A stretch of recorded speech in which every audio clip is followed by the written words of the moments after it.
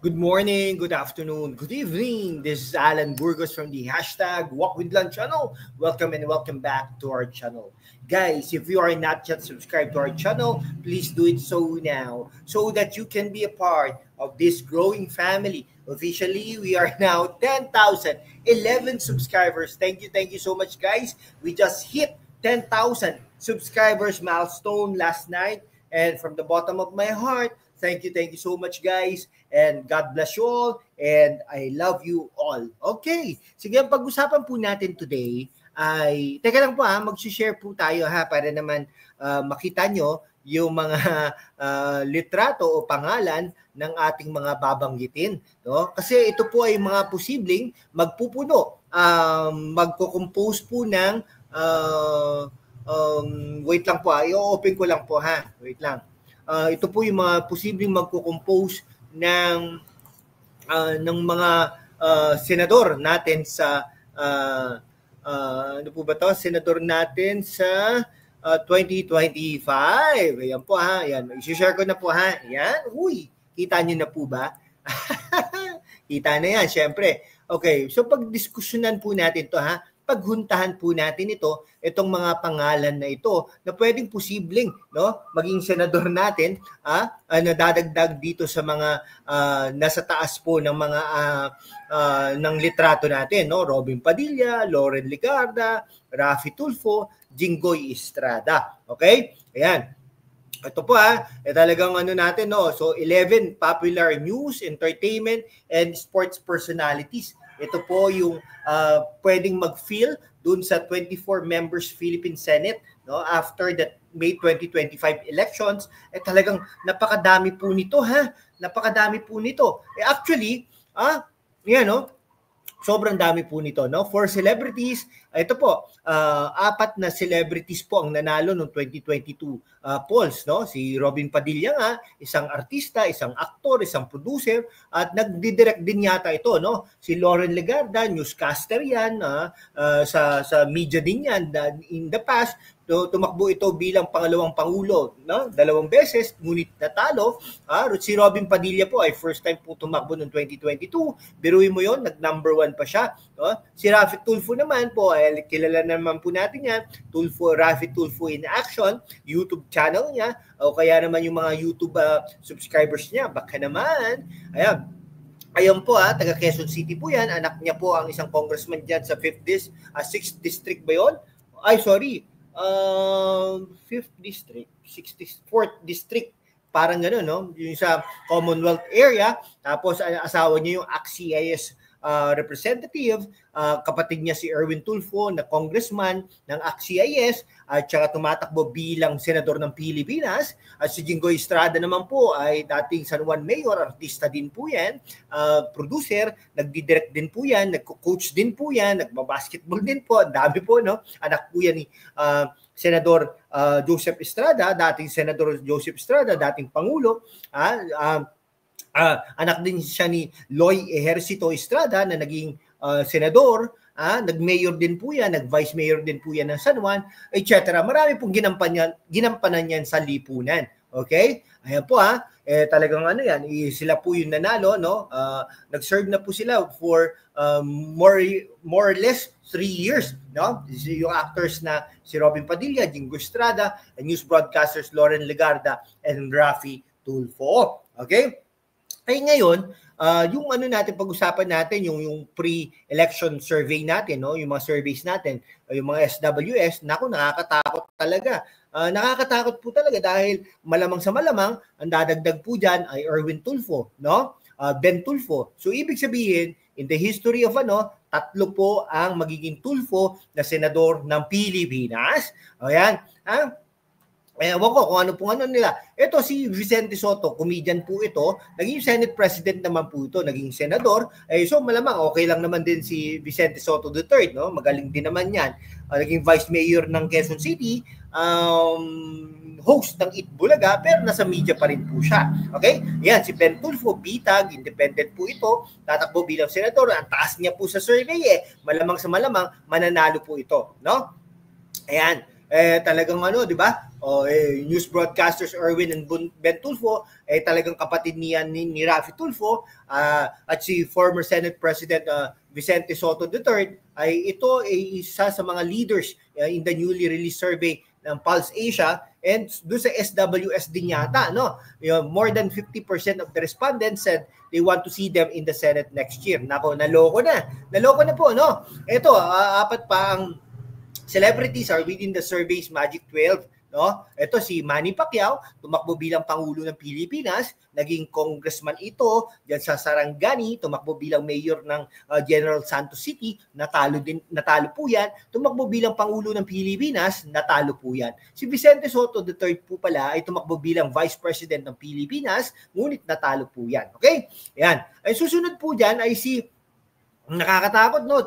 Ito si Bong Revilla po, no? Ayan, si Bong Revilla naman po ay re-electionist natin. So malamang pati si Lito Lapid ay re-electionist, ay malamang manalo po ito, no? Si Bong Revilla po ay dating naging gobernador, vice-gobernador ng Cavite, at saka talagang may clan na sila diyan, may bailiwick na diyan sila sa Cavite dahil 10 ng kanyang mga kamag-anak, mga pamilya ay nagsisilbi na diyan sa Cavite, no? It's either party list, representative, district representative, mayor, etc. And then ini-extend niya pa diyan sa Rizal, no? Antipolo, kamag-anak din nila yung mga tumatakbo diyan or nakaano diyan sa Rizal, no? So sa Rizal, Cavite, Southern Luzon ay parte talaga. Plus artista pa ito, mapungay ang mata, gwapo, pogi, katulad ng inyong lingkod, ay talaga nang masasabi natin baka ma-elect talaga ito si Bong Revilla. Okay, susunod, at saka marami pa po siyang party list, no? Na yung agimat yata sa kanya, pero parang malamang hindi po ma-elect ang agimat. Ang ano pala, party list pala, pwede po palang hindi magboto doon, ha? Kung ayaw niyo talaga ng mga party list na yan, walang ginagawa naman yung mga yan, wag na lang natin pong iboto. Okay? Pero pwede naman, kung sayang din naman, no? Iboto natin, tingnan natin kung ano po ang organisasyon or party list na magre-representa sa ating interes. Yun lang po yun. Okay? Si Lito Lapid naman po ay naging gobernador, vice-gobernador ng Pampanga. Ayan, kabalin po yan, ha? Parang parehas sila ni Bong Revilla, di ba? Action, parehas na action star. Okay? Dati, si Lito Lapid, lakas yan, no? Parehas silang lakas. Tapos ano pa, no? Gwapo din. Balita natin, girlfriend niya ngayon, si Lorna Tolentino, allegedly. Okay? O something like that, si Lito Lapid. Marami pang girlfriend ito si Lito Lapid allegedly, no? Tapos taga Porac yan, pero recently nagkaroon ng issue ang Porac, no? Yung pogo diyan na posibleng wala namang alam si Lito Lapid. Pero anyhow, baka naman talaga walang alam si Lito Lapid, no? May nagkomento nga, parte daw siya ng Comito de Silencio, no? Nakakatakot nga po talaga, no? Ngayon, ito pa, mas nakakatakot dahil si Willie Revillame, independent comedian, ay mataas sa survey. Naku po, naloko na. Bakit po ganun? Willie Revillame pupunta dyan sa Senado. Anong gagawin niya dyan? Magbibigay ng jacket? At pag pupunta dyan sa Senado, wala pa pong plataforma to. So hindi pa nag-aaral, hindi pa iniisip yung mga ganyan. Ang iniisip niya, paano siya manalo. Pag nanalo na siya, sure, doon siya mag-aaral, doon siya mag-aaral ng mga plataforma, yung sa mga bagay na ganun. Okay? Ayan. So, nakakatakot, no? Yung mga nabanggit natin, no? So, if they all win, no? Ay, nako, almost, no? Almost, kasi 24 lang po ang Senado, no? Ngayon, kung 11 yan, 11 out of 24, almost, no? Half of the 24-member legislative ay parte ng pwede nga sila magbuo ng block dyan, di ba? 21 of the 24 seats could also be filled by members of political families with at least one other family members currently holding an elective position. Nakakatakot, di ba?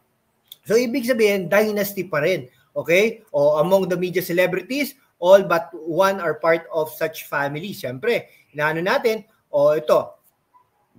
Excuse me po. Yung natin, media celebrities inside the Magic 12 of the Pulse Asia survey conducted yung 26 to December 3. Pero tingnan nyo, it does not include social media celebrity actor Philip Salvador, Busita, He's a social media celebrity himself. They rank from 19 to 24 in the same survey. Naku, ibig sabihin mataas-taas din pala si Philip Salvador at si Busita. So konting hatak lang, konting lang, talaga namang no. So meanwhile, the other candidates within the winning circle, si Lawrence Bongo, Pia Cayetano, and Amy Marcos, Panfilo Lacson, Makati Mayor Abigail Binay, Ronald De La Rosa, okay, Camille Villar, Pangilinan, Honasan, and Bamakino, and Ben-Hur Abalos. Sana si Ben-Hur Abalos ay talagang some of them like Villar and Abalos have been spending significant amounts on advertising. They will seek to get ahead and dislodge their competition. Ayan po mahirap, no? Gagastos po sila para naman po umano, no? Ayan, so pag senator kasi game of name recall, no, kung sino po yung for example no, Robin Padilla, di ba, nanalo siya, number 1 siya, di ba, ayun, they have branding, they have reach, kumbaga, yung actors na yun. So Padilla, movie and TV actor topped the 2022 senatorial race with more than 26 million votes, or about 40% of the total voter turnout that year. Nakakatakot, di ba? Ayun. Actually, ito si Robin Padilla, naka 26 million. Number 2 pala si Loren Legarda noon. Ay, sorry po Number 2 pala si Loren Legarda. Okay? Number 3 si Raffy Tulfo. Number 3 pala si Raffy Tulfo. Sorry po kala ko number 2 si Raffy Tulfo. Sherwin Gatchalian, mataas-taas din po. Number 4. Francis Escudero. Number 5. Mark Villar. Number 6. Alan Peter Cayetano. Number 7. Number 8 si Juan Miguel Subiri, number 9 si Joel Villanueva, number 10 si JV Ejercito, number 11 si Rizon De Veros, number 12 si Jinggoy Estrada. Si Jinggoy Estrada pala ay muntik pa palang matalo ito, no? Okay. So anyhow, celebrity power is evident not only in the country's senatorial elections but also in various local races. Ito, yung among the biggest celebrities in the 2025 elections, yung Batangas gubernatorial candidate, no? Vilma Santos, re-electionist Richard Gomez, Isko Moreno, Manila Mayor, no? Tapos si Quezon City re-electionist Arjo Artaide. Actors understand poverty in many areas in the Philippines, sabi ng isang analyst. Okay? Pero ano po sila, na-extend po sila. No? Pero syempre, dapat naman po yung karapat-dapat. So for example, itong numbers ng sino po bang dito? Villar. Sabi, dapat daw bago, sabi ni Villar. Camille Villar. Pero kung titignan mo, luma na yung mga yan eh. Matagal na din po yan. Okay? Ito, yung mga tingin ko dito, dapat ang pasok dito, De La Rosa, Marcos, yung mga ino-endorso natin, Bongo, no? So 3 lang po, Lacson, 4 ang ini-endorso po natin diyan sa na pumapasok diyan sa Pulse Asia. Yung mga trailing behind naman, 4, Willie Ong, yan, ini-endorso din po natin yan. Willie Ong, Chavit Singson. So, 6, no? So parang 6 ang pumapasok. 7 pala, pati Marcoleta, no? Yan. Siyempre, no, for example, si Jinggoy Estrada po, no, yung other actor nalo noong 2022. He ranked 12, the so-called cliffhanger despite the string corruption controversies haunting him. Naku, pero ang taas pa ng niya, ng posisyon niya diyan sa Senado, no? So yan. Si Revilla naman, who will seek re-election next year, continue to leverage his movie character as swashbuckling hero who fights for the poor. No? May katotohanan kaya sa tunay na buhay. Ayun. Yung mga na yun. No? Tapos, biruin mo yun, 3 Tulfo magiging senador ng Pilipinas. Okay? Biruin mo yun kasi nga sa social media. Sana, pagdating ng araw, maging senador din tayo, maging congressman, maging mayor ng ating hometown. Pero syempre, matagal-tagal pa po yun. Okay? Ayan. So sana yumaman po tayo para mapagsilbihan po natin ang ating hometown diyan sa Santa Ilocos Sur. Yan. Ito si ang mga nag-build ng their own dynasties, no? Si dating Pangulong Erap Estrada, ang dami po niyang naging 2 of his sons are sitting senators. Okay, yung asawa niya ay naging senador din, tapos pa yan, no? Nag-occupy din ng seat sa San Juan City, Apo, the other better half, no, sa Laguna province as well, no. So ayun, no, so talagang ano, no, would rub elbows nung 1987 with Vito Salonga, with Vito Tanyada, Rene Sagisag, Rapos Shani, biruin mo yon, di ba? He would become one of the 12 senators who voted to throw out the US bases. May paninindigan, kumbaga, no?